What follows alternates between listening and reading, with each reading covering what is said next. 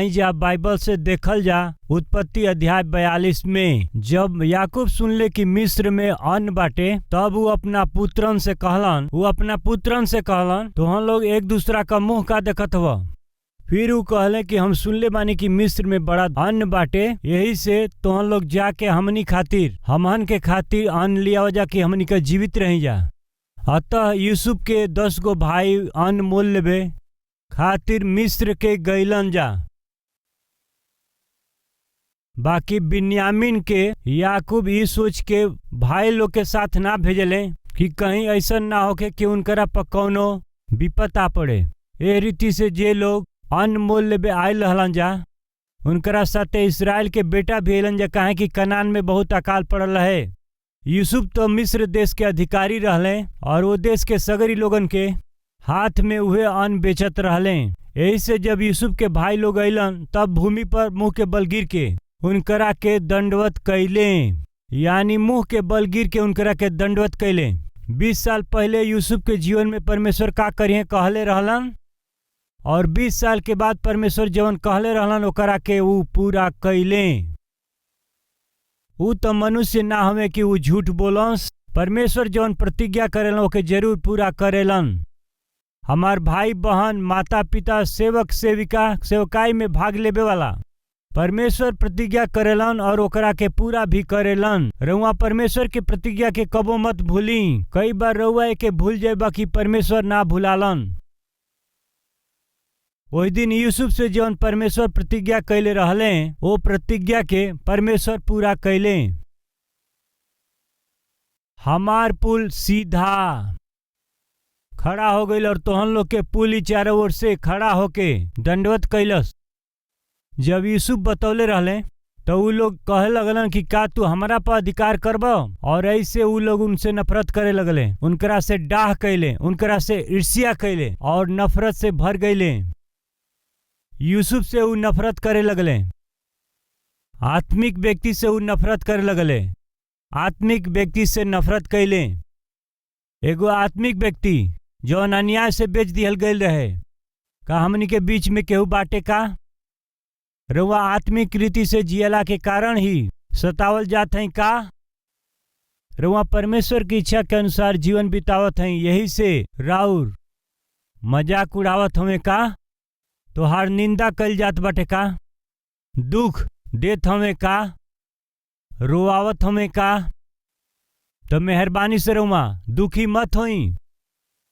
एक दिन आई जे तोहार मजाक उड़ावता, जे रौरी विरोध में बात करत बा, जवन लोग बुरा नजर से देखत हमें, जवन लोग रौरी इनकार कैले बा, एक दिन ही सब लोग रौरी मदद खातिर रौरी पास में आई।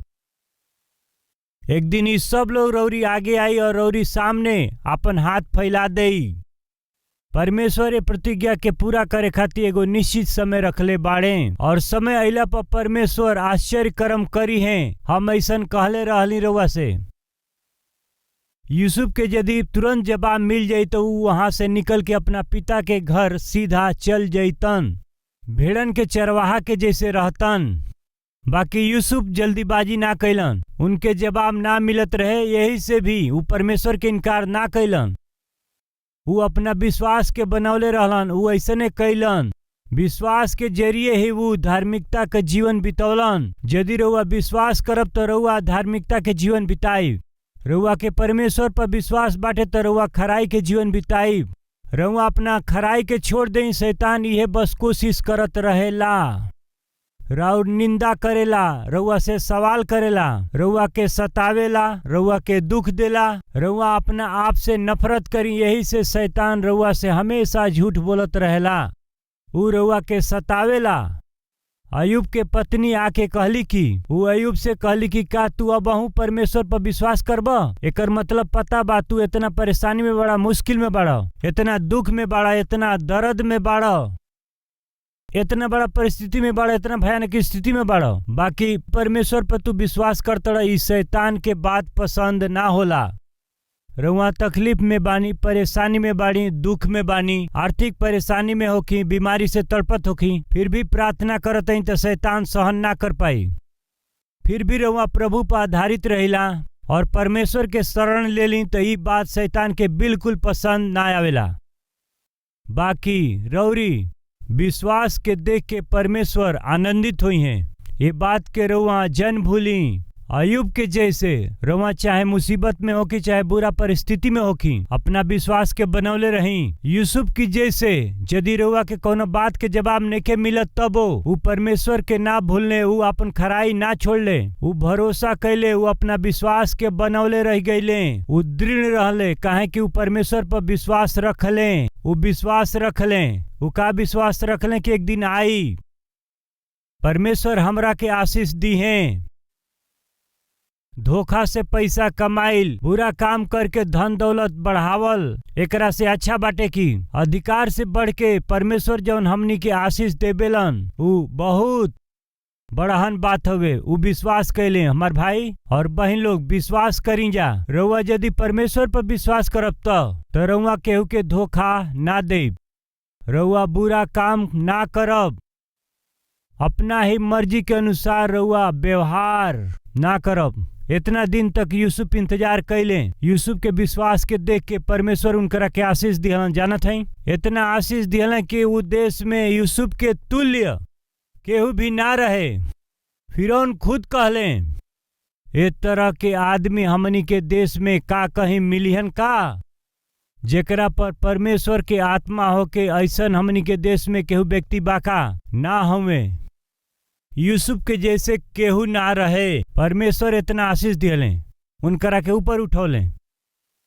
सगरी देश पर एगो अधिकारी के रूप में अधिकारी यूसुफ के काहे बनौल? काहे कि यूसुफ विश्वास कैले, परमेश्वर पर विश्वास कैले। ध्यान से सुनी जा भाई और बहन लोग, जब परमेश्वर रउआ के आशीष दी है तब रउआ के रंग, राउर कद या राउर व्यक्तित्व, राउर धन और राउर संपत्ति, ये सब परमेश्वर ये सब के ना देखेलन। यूसुफ तो एगो बस मजदूरा रहले।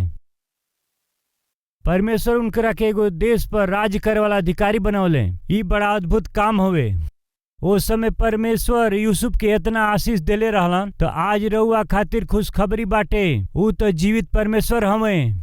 रउआ और हमहन का जौना परमेश्वर से प्रार्थना करेलिन जा, यूसुफ भी वही परमेश्वर से प्रार्थना कैले। वही दिन यूसुफ के आशीष देवे वाला परमेश्वर का हमनी का सेवकाई करत हई जा। वो आज कल और हमेशा युगान युग एक जैसे रहेलन। वो जीवित परमेश्वर हमें और रउआ और हमहन सब लोग यूसुफ के जैसे ही यदि हमहन का समय पर आशीष ना पावे लिंजा तो जवन चाहिला उ नेखे मिले तो अपना विश्वास के रउआ मत छोड़ी और रउआ परमेश्वर से दूर मत जाई।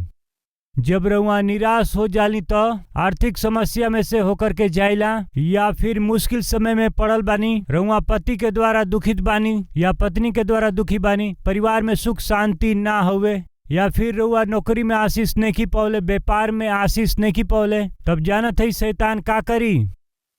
उ रउआ के बुरा काम करे खातिर उसकाई। थोड़ा दिन के पाप के आनंद लेबे खातिर के उ रउआ से करवावल चाहत ह। रउआ के उ प्रोत्साहन करेला। रउआ के गलत काम उठावला के गलत मार्ग पर जाए खातिर मजबूर कर देवेला। हम रउआ से विनती करत हैं कि मेहरबानी से रउआ ऐसन काम के जन करी। यूसुफ ऐसन कोनो गलत काम ना कैलन। यूसुफ एह तरह से गलत काम करके अपना मंजिल तक पहुँचे के कोशिश ना कैले, ओकरा अधीन ना भइले, अपना पवित्रता के बचौले। उ परमेश्वर के नजर में एगो खराब व्यक्ति रहले। अयुब का कहले पता बा? चाहे हम मर जाई, चाहे हमार जान निकल जाए, हम अपना खराई के ना छोड़ब। यही कारण से अयुब के दुगना आशीष मिलल। आज हमनी सब खातिर के अयुब के जीवन एगो आदर्श बाटे, हमनी खातिर आदर्श बा। परमेश्वर जौन कहले रहलन ओकरा के कैलन। यूसुफ के अधिकारी बनौलन और उनके आशीष दिहलन। 20 साल पहले यूसुफ के जौन सपना देखौले रहलन ओके पूरा कैलन। ओकरा के पूरा करके ओकरा के हकीकत में उ बदल दिहले। रउआ जौना विषय में आशीष पावल चाहत रहली, जौना पदवी पर जाए चाहत रहली, ओकरा पर आज जाए खातिर रउआ के रास्ता नइखे दिखाई देत। बाकी रउआ जौन कुछ भी चाहत हई, परमेश्वर रउआ के जौन दर्शन दिहन वो दर्शन के प्रभु पूरा कर दी हैं। 10 गो भाई आ गईले, बाकी अब हम रउआ के एगो बहुत ही खास बात के बतावे जात हई। यूसुफ के आगे बहुते लोग, शायद हजारों लोग, शायद लाखों लोग विनती करके भोजन वस्तु खरीद के शायद गईल हुई हैं। सबके भोजन वस्तु देत समय वो अचानक ही वहां पर 10 गो लोग और आ गईले। हमन के भी भोजन चाही, ऐसन कह के उनकरा सामने दंडवत कैले। ए रीति से जब वो लोग दंडवत कैले तब बाइबल में ऐसन लिखल बा, वचन 6 का आखिरी भाग, यूसुफ के जब भाई लोग अइले तब भूमि पर मुंह के बल गिर के वो लोग यूसुफ के दंडवत कैल। देखिन जा, यूसुफ के सामने ही मुंह के बल गिर के उनके दंडवत कैले। हमार पुल सीधा खड़ा बा, सीधा खड़ा बाटे, और तोहन लोग के पुल उन्हन लोग के दंडवत कैलस। का बतावत हव? तू हमनी पर अधिकार करबा, तू हमनी पर अधिकार चलेबा का? तू अपना बारे में का सोचत हव? ऐसन कहे वाला खुद आके उनकरा के दंडवत करेलन। जवन लोग रउआ से सवाल कैले, जवन लोग रउआ के डरावले, जे लोग रउआ के ललकरलस, जे राउर मजाक बनौलस, ऐसन लोग रउरी पास आई रउआ से सहायता पावे। वो तोहरा सामने हाथ फैलई हैं। परमेश्वर ऐसन करी हैं। का रउआ विश्वास करत हई? वही दिन बस इहे भइल। ओकरा बाद में का भइल? यदि रउआ ध्यान से बाइबल के पढ़ब तब अध्याय 42, अध्याय 43 और अध्याय 44 में यदि रउआ एकरा के ध्यान से पढ़ब तो रउरी मन में बहुत सवाल उठी। हमरा भी मन में सवाल उठल रहे, यूसुफ काहे अपना भाई लोग के देखला के बाद में भी ऊ हम ही यूसुफ हई ऐसे अपना बारे में ऊ काहे न बतौले? हम तो हाँ छोट भाई यूसुफ हई ऐसन ऊ अपना बारे में काहे न कहलन? काहे ऊ उन्हन लोग से अनजाना जैसे व्यवहार कैलन? काहे ऊ उन्हन लोग के उहवा बंदी गृह में डाल देले रहलन? ऊ काहे सिमोन के उहवा बंदी गृह में डलवले रहले? ऊ काहे उन्हन लोग से कहलन कि पहले जाके बिन्यामीन के लेके आवा जा? ऐसन सर तू काहे रखले? इस सगरी जवन सवाल बाटे हमरो मन में भी आयल रहे। अगर रउआ एकरा के ध्यान से पढ़ब और यूसुफ के जीवन के रउआ यदि ध्यान से देखब, ऊ कठोरता से व्यवहार करतन ऐसन ऊ दिखाई देत हमन। यूसुफ तो अब वचन के विरोध में कठोरता से काम करत हन, ऐसन करत ऊ दिखाई देत हमन। इस तरह से होखेला काहे कि हमहू यही तरह से सोचले रहली। बाकी यदि रउआ वचन के ध्यान से पवित्र आत्मा के मदद से रउआ पढ़ब त और एकरा के जानला के कोशिश करब त परमेश्वर हमहन के जवाब दी हैं। फ्रेंड्स, एकरा बाद में का भइल बा, आई जे एकरा के विवरण के साथ हमहन का देखल जाई। मिस्र देश में हमहन का जाइल जाई, टिकट और पासपोर्ट के जरूरत नइखे। तो हाँ चली जा। यहाँ मिस्र देश में 2 साल पहले का भइल रहल एकरा के देखल जाई। अध्याय 42 वचन 7 में हम पढ़त हई, ऊ मुंह के बल गिर करके दंडवत कैला के बाद में उन्हन लोग के देख के यूसुफ तो उन्हन लोग के पहचान गईले कि उनकर ऊ भाई हमें। बाकी वो उन्हन लोग के सामने में भोला बन के बड़ा कठोरता के साथ उनसे पूछलन कि तोहन लोग कहाँ से आयल बाड़ जा? उ लोग कहले हमहन कनान देश से यहाँ पर अन्न खरीदे खातिर के आयल हई जा। ऐसे कहले। यूसुफ अपना भाई लोगन के ऊ तो उनके पहचान लिहलन, बाकी ऊ लोग उनके ना ही पहचान ले। हमार पुल सीधा खड़ा रही और तोहन लोग के पुली हमारा पुली के दंडवत करी। जब वो ऐसे कहले तो ऊ लोग ना मनले और मजाक उड़ावे लगले, उनसे डाह कैले, उनसे नफरत कैले। अब ध्यान से सुनी जा। जवन लोग उनकर मजाक उड़ावले, जवन नफरत कैले, जवन लोग डाह कैलन जा, जब ऊ लोग उनकरा सामने अइलन जा फ्रेंड्स, तब यूसुफ को यहाँ रिएक्शन कैसे होके के चाही ई हम रउआ के बताई। मान जाए कि रउरी साथ पढ़ाई करे वाला दोस्त रउआ डॉक्टर बनल चाहत हई, एगो ऊंचा स्थान पर रउआ के पहुंचे के बा, यही से मेहनत से पढ़ाई करत हई। और दोस्त रउआ से कहलन कि का तू डॉक्टर बनल चाहत ना बन पैबा, एमसेट में का तुहार रैंक आई, तू अच्छा यूनिवर्सिटी में ज्वाइन हो सकेला का? बिल्कुल ही नहीं, तू गलत फहमी में बड़ा, ऐसन कह के मजाक करी है। नहीं, परमेश्वर हमसे वादा कैले बना और परमेश्वर जरूर हमरा के मेडिकल सीट दिवाई है, परमेश्वर हमरा के डॉक्टर बनाई है। अरे अरे चुप रहो, इस सगरी चीज तू हमरा से मत कहिया। हाँ, परमेश्वर के बारे में तू हमनी से मत कहिया। अब डॉक्टर बनल मुश्किल बा। उ लोग ऐसे कह के राउर मजाक करत हमें, सोची जा। फिर एमसेट में रउआ के एडमिशन मिलल बा, रउआ के फ्री सीट मिलल बाटे, ऐसन भइल बा। एमबीबीएस पूरा कर लिहले, पीसी पूरा कर लेले हम, और फिर से रउआ अपना गांव में आ गईली। वो समय में राउर दोस्त जवन रहले वो अच्छा से पढ़ाई ना कैले रहले, वो बिना कोनो जिम्मेदारी के, बिना उपलब्धि के ही वही गांव में पढ़ल बाने। और अब रउआ एगो डॉक्टर हई और एगो विशेषज्ञ हई, तो वो गांव में अइला के बाद रउआ का कइल चाहत हई? तो जवन लोग राउर मजाक बनौले रहल, जवन लोग रउआ के बारे में बुरा कहले रहले, जवन लोग तोहरा के अपमानित कैले रहलन जा, वो सब के बतावे खातिर उन्हा लोग से रउआ मुलाकात कैल चाहत हई। वो सब के रउआ बुलावल चाहत हई और वो सब से रउआ मिलल चाहत हई। हाँ सुना जा, तोहन लोग का कहले रहला, हमरा के एमसेट में रैंक ना मिल पाई, हम डॉक्टर कबो ना बन पाई, ऐसे तो हम लोग मजाक उड़ौले रहला। हाँ, हमनी का कहले रहली जा, और अबे बस ये बतियावत हई जा। सुना जा, अब हम डॉक्टर बन गइल बानी, अब हम अपन हॉस्पिटल बनावे वाला बानी, तो हम लोग अब का सोचत हो जा। ऐसे रउआ यानी जौन रउआ हासिल कैले बानी ओकरा के ऐसे रउआ अपना सफलता के बारे में दूसरा से बताइब कि नहीं, जरा बताई। जरूर से बताइब।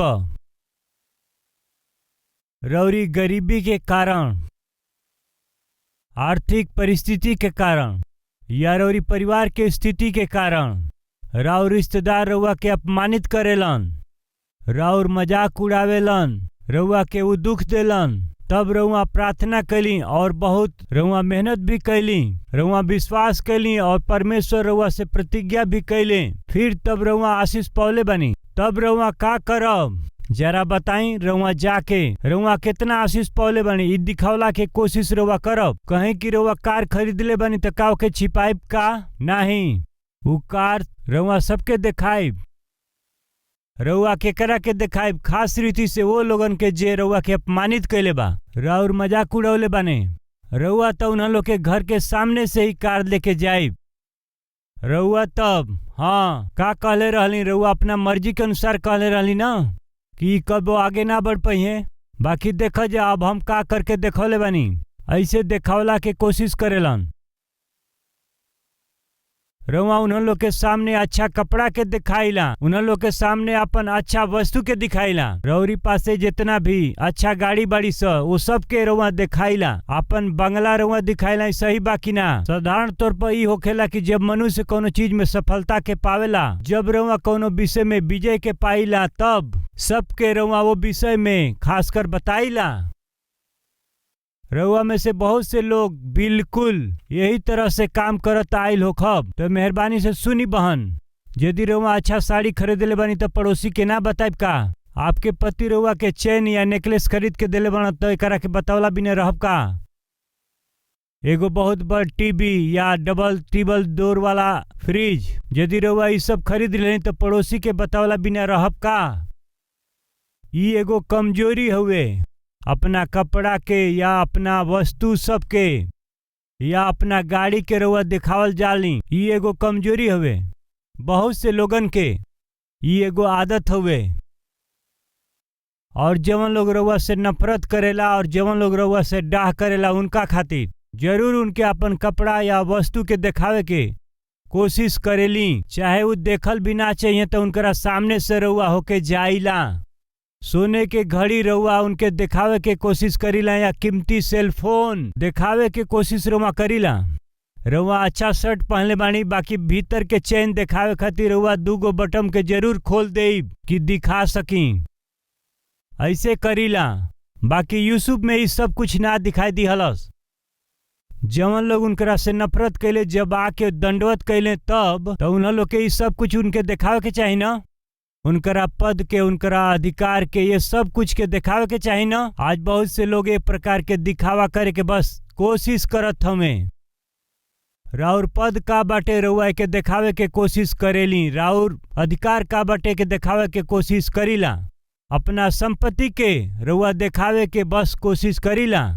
यदि मसीहा रउआ में नइखन तो ये सब कुछ दिखावे के रउआ बस कोशिश करत जाइला। यूसुफ में परमेश्वर रहले, यही से वो ऐसा ना कैलें। Lettuce pray. आई जा सगरी लोग मिल के हमनी के परमेश्वर से प्रार्थना कैल जा।